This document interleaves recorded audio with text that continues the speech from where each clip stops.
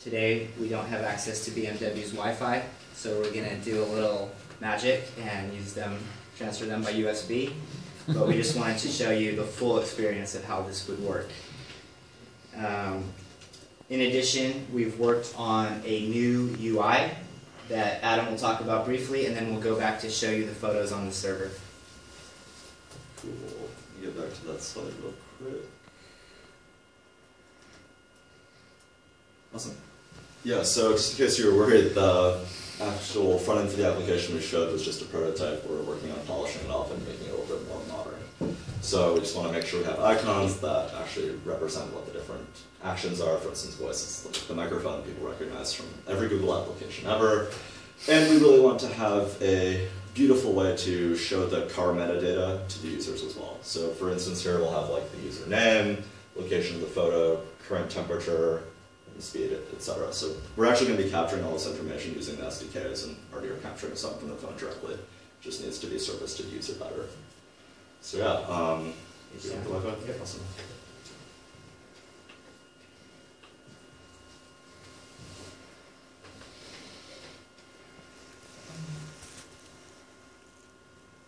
So now you can imagine that you've parked your car, you're connected to a Wi-Fi network, and you've uploaded your pictures that you've taken from your car to our web server, and now you can see these are the pictures that we just took from today's presentation.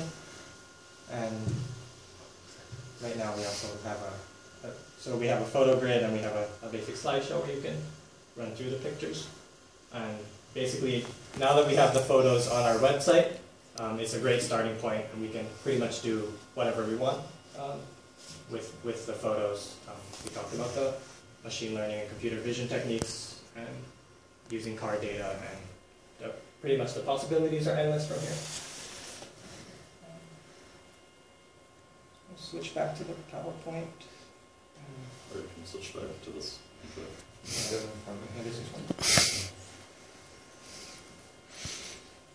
Cool. So yeah, so how does this relate to BMW's initial prompt of big data? So that'd be a very good question. I'm going to answer it now. So our goal at this point is to create a frictionless user experience because we want people to be excited about our app and engage with it. And we think that if we can get people really excited and using our app all the time, we can just cast an extremely wide net, capture everything we can related to the car, and then see what big data insights we can glean at that point. So basically, excuse the horrible pun, but we're going to use photos as a vehicle to capture all the big data. And I think basically it's a little bit unreasonable for us to predict what kind of information we might glean at this point because we don't have that much data collected yet. So what might we do with the photo data? So here's a couple of ideas in addition to some other things I won't go into more detail with. But on the computer vision front, we could think about using photos taken while people drive to map out the speed limits in different areas on freeways, or even issue warnings to drivers who are driving too fast or too slow. We mentioned some stuff earlier with using machine learning to identify best photos. In the US at least, all gas stations display billboards with prices, and this could be very helpful for generating dynamic pricing maps.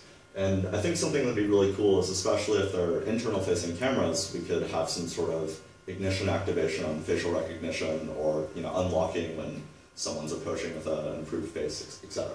So as far as identifying photo hotspots, I think that we can use machine learning, again, like Aaron mentioned, to learn very popular locations or popular times to take photos and use that to iterate forward. Great, so let's recap the actual value propositions on both ends here. So drivers, like we mentioned, just want to capture their memories, enjoy their drives, and not die. And I think that the other thing that we really want to happen is to get them more attached to their BMWs. There's a lot of this infotainment movement going forward, and we think that it's really important, also on the BMW side, to integrate users into the ecosystem so that they become really attached and don't ever want to leave the ecosystem, which I'll get to more later. And I think that BMW is staying relevant with competition. Corvette's currently doing this. I'm sure other car companies will follow. Apple's dealing with similar macro trends. And of course, the prompt of learning about user habits and preferences through data is another benefit we'll be able to provide. So let's talk about the future timeline for the remaining 10 weeks we have in the class. So right now, unfortunately, due to our prototyping hardware, we can't support videos at this time, but we're going to work on working through that with some black magic. Basically, finishing the UI. One exciting feature that we're going to work on towards the middle of next quarter is kind of a DVR functionality. So what I mean by that is oftentimes when people wish they could have captured something that just happened, it's too late, but we're thinking of maybe having some sort of mechanism that'll log the last minute of video, and then a driver can say, oh, that thing that just happened, it would be great if we could actually save that for later. So, similarly to how DVR works on a television, if you guys are familiar. So we're going to work on more user testing, actually build out the artificial intelligence engine, and finish out the automated joint creation. So at this point, we're going to hope to expand our user testing even more to hopefully anyone who has a Sony QX10 camera, and then actually do the big data cleaning and see what we can get. Great. So then in the distant future, if all this works out, we're hoping to raise seed funding, and we're hoping to actually make an ask from you, which is that BMW would incorporate hardware in the future that will enable us to seamlessly capture video and photos from the camera feed. And then, if necessary, even upgrade the cameras to be of sufficient resolution for consumer photos.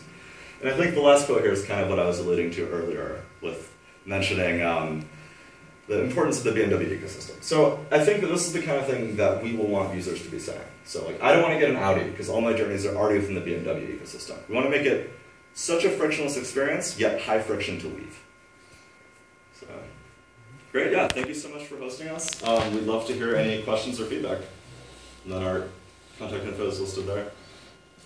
Awesome.